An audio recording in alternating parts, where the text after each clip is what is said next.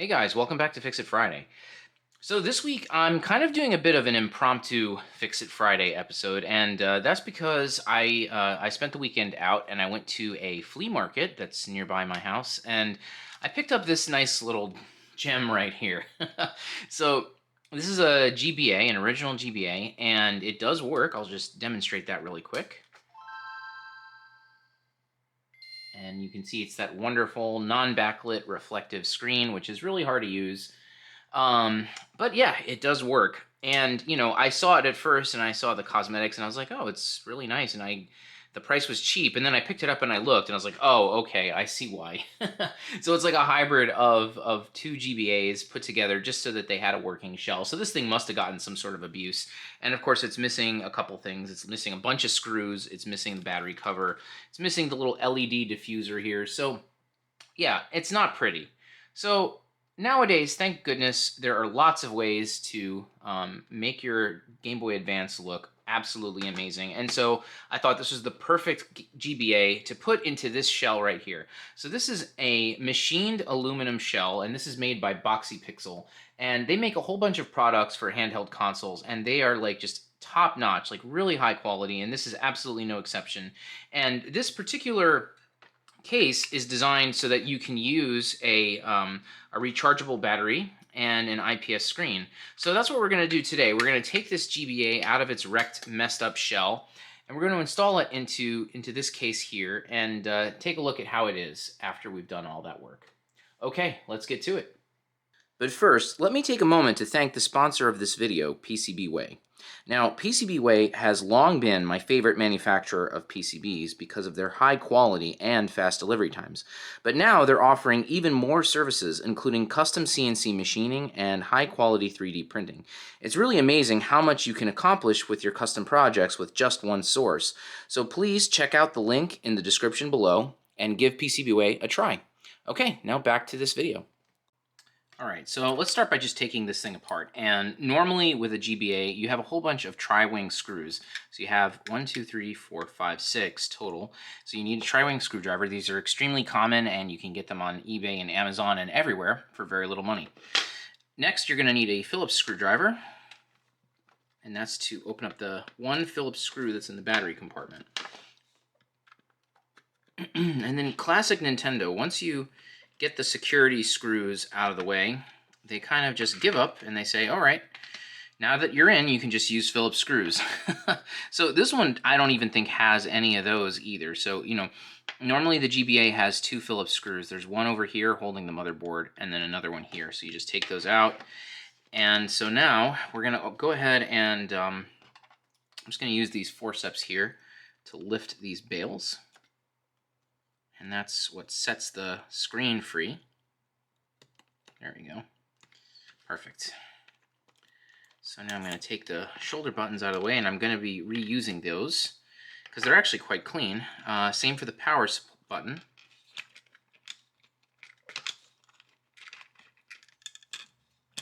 And yeah, we're going to take these buttons out. We're going to keep these and put them to good use.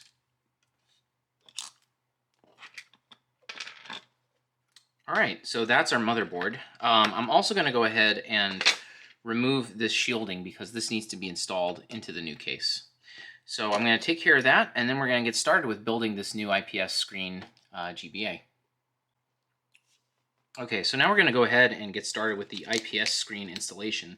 And I have put on some gloves, and the reason why I'm doing that is because it just makes this whole process a lot easier because your fingerprints get everywhere and it's really tough to work. You'll also notice that I have a little piece of paper towel here, and that's just to prevent any scuffs or anything happening to the shell, because the shell is just absolutely just beautiful. So first thing I'm going to do is just start by taking the screen and getting it positioned, and this is just to kind of form a protective outer layer for dust and what have you. You can see there's still a protective covering over here. I'm going to leave that alone for now. Okay, so next thing we're going to do is we're going to get the IPS screen here, and it has a little flex cable that attaches it to the controller PCB. So we're going to go ahead and get those guys together. much easier to do this now outside of the case than doing it inside of the case. All right. So next thing we're going to do is we're going to remove the protective covering on the screen, and it's safe to do this now because we've got our hands, you know, covered. And then you'll also notice I have a bezel here, and this is for holding the screen in place. So this is something that you can either purchase directly from Boxy Pixel, or you can print it yourself using a 3D printer. So since I have access to a 3D printer, that's what I chose to do here. Okay, so this makes life much easier. It keeps your screen in position and it doesn't allow it to wiggle around or move around. All right, so the next thing you've got to do is you've got to figure out what type of motherboard of GBA you have. So there are versions of the GBA with a longer, wider connector, and then there's a version which is narrower and shorter. That's what I have here. I forgot the pin count. I think it's 32 pins versus 40 pins, and so this is the 32-pin version. So the IPS mod is flexible, so it can be used with either the 32 over here or the 40 pin. So we're going to go ahead and modify it so that we can use to this side here. All right, so the next step we're going to do is we need to tin some pads on the flex cable. We're going to use these to connect to certain buttons on the controller, and this will allow us to adjust the brightness of the IPS screen. This is really nice because it lets you toggle between a couple different intensities. I think it has like 8 or so different brightnesses. So it's really easy. Just go ahead and just tin those four points there. So now what we're going to do is we're going to just kind of prepare the cable. So we don't need this component. So we're going to kind of crease it down. And simultaneously, we're going to be bending this guy upward because this is going to go into the screen bracket. So that's all basically set. And so then finally what we need to do is we need to tack this down so that it stays in place. And so I have a little bit of double-sided tape. So I'm going to put that onto the back of this piece right here.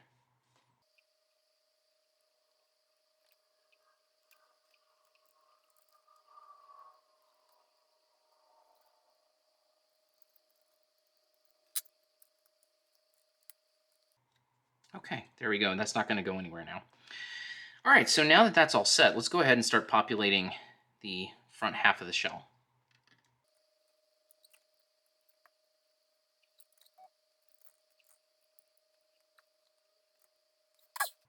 All right, so now let's move on to the GBA PCB, and we're going to make a few modifications to this as well.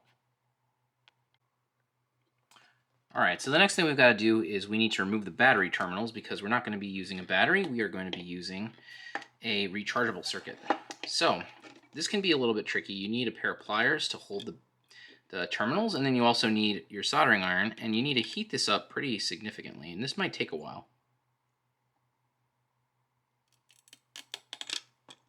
I stand corrected. That really was not that bad. All right, let's see if the other one is that easy.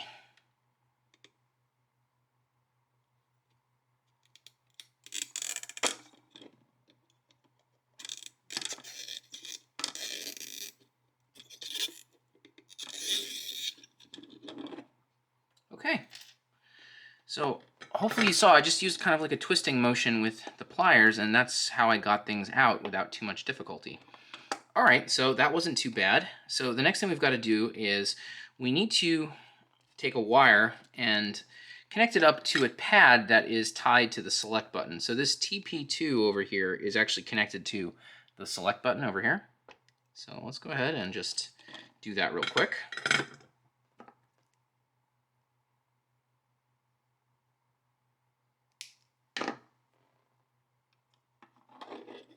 I'm going to angle it like this so it's going up.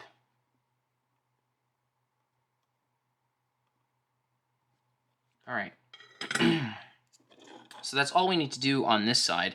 There's more that we need to do to the motherboard, but it makes sense to worry about that when we get to the other side.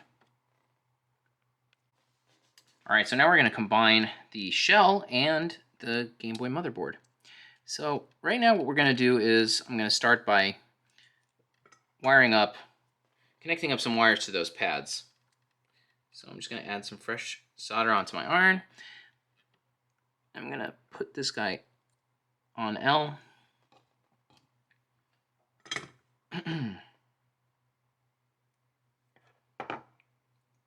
This guy's going on R.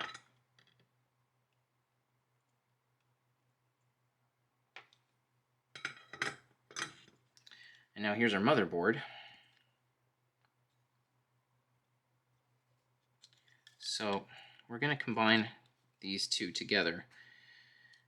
And I'm going to do it like this because I don't want huge, long wires getting in the way and just making things ugly, and this should be long enough.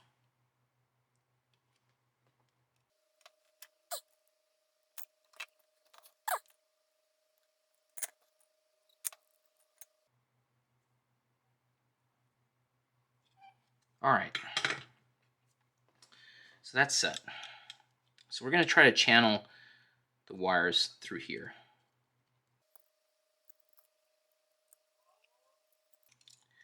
And I'm almost forgetting, we do want to add this piece of foam here. And this is just for protective reasons, just to keep this half of the board isolated from this half of the board.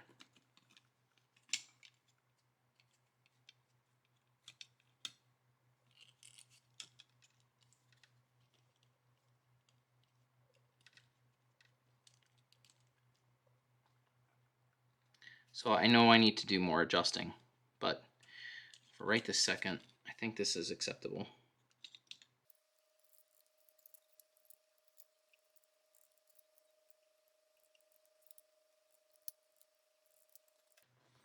All right, so while I have a chance, I'm just going to lock this in.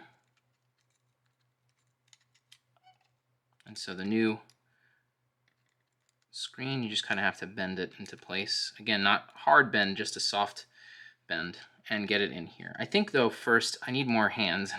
Fortunately, I don't have enough. So I'm gonna just grab a set of screws that comes supplied with the kit.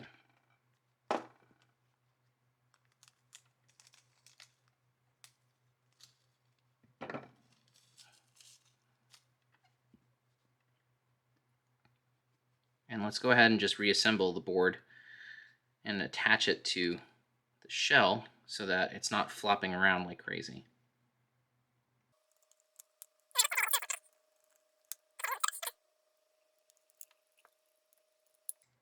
Okay, that makes things much easier. Now the pressure's off my hands. Okay.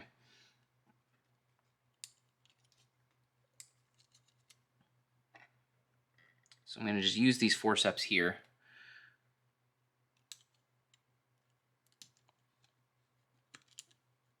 There we go.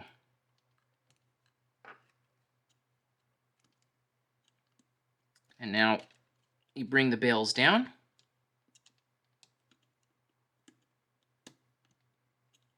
And there we go. So now the screen is attached to the board, so that's great. Let's just flip it over for a second. And so yeah, the buttons, you want to test the buttons, see how they feel. They feel great, they feel perfect. They're locked into position. I also got a LED diffuser, so that's in here too. So that's feeling good too. All right, so we're actually getting close. Now let's go ahead and just wire in the L and R buttons. All right, so now let's go ahead and connect the L and R buttons to the flex cable. So in some ways, it's kind of arbitrary which one goes which. I mean, in the end, one is going to increase brightness and the other one is going to decrease it. So in reality, even though it says L and R, you can kind of put them in whichever ones you want. If I had used different colors, it would have been easier to tell apart, but I did not. So I'm just going to go ahead and do my best here. But in the end, like I said, it's going to work regardless of whether you flip L and R or if you don't.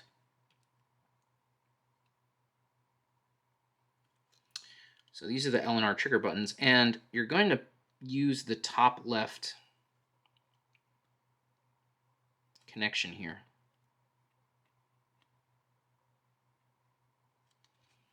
And you do that on the left side and on the right side. So obviously over here, the distance is a lot shorter, so I'm going to go ahead and shorten this significantly.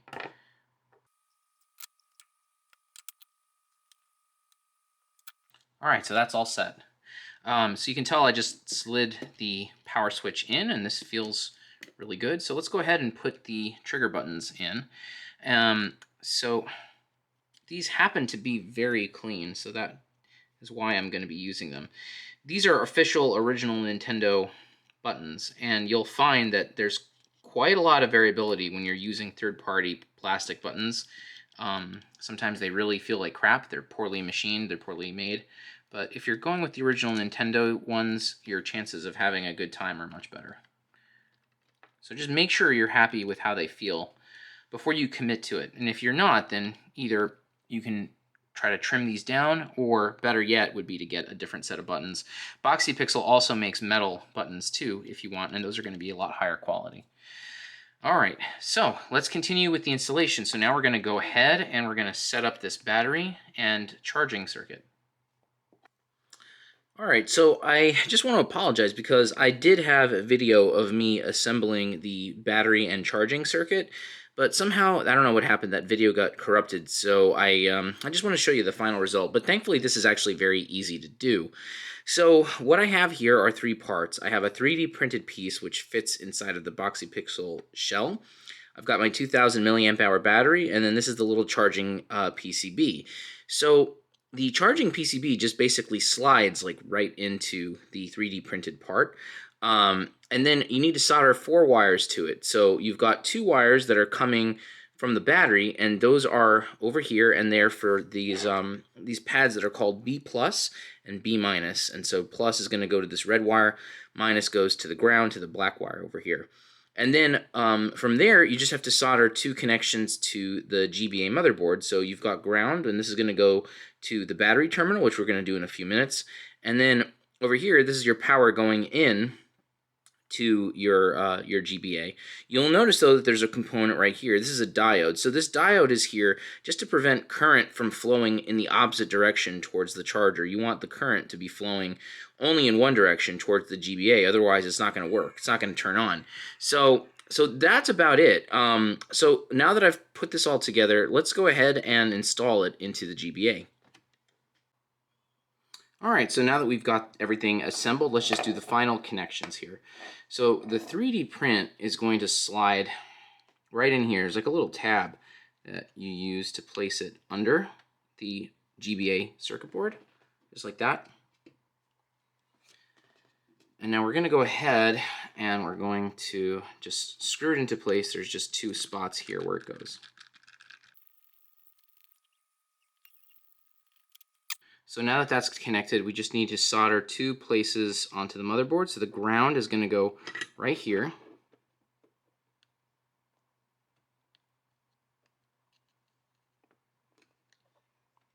And then our power supply is going to come in right over here. And that's the end of that for soldering. Okay, so now we're going to go ahead and close this shell up. And so the only other thing I did was I took a little piece of double-sided tape and I put it over here. And this is just so that when the battery is in, it's not going to flap around and move and make noises and anything like that. So everything stays like in its proper place. So I'm going to place the battery like this with the leads facing upwards and the sticker facing down, basically. Just like that.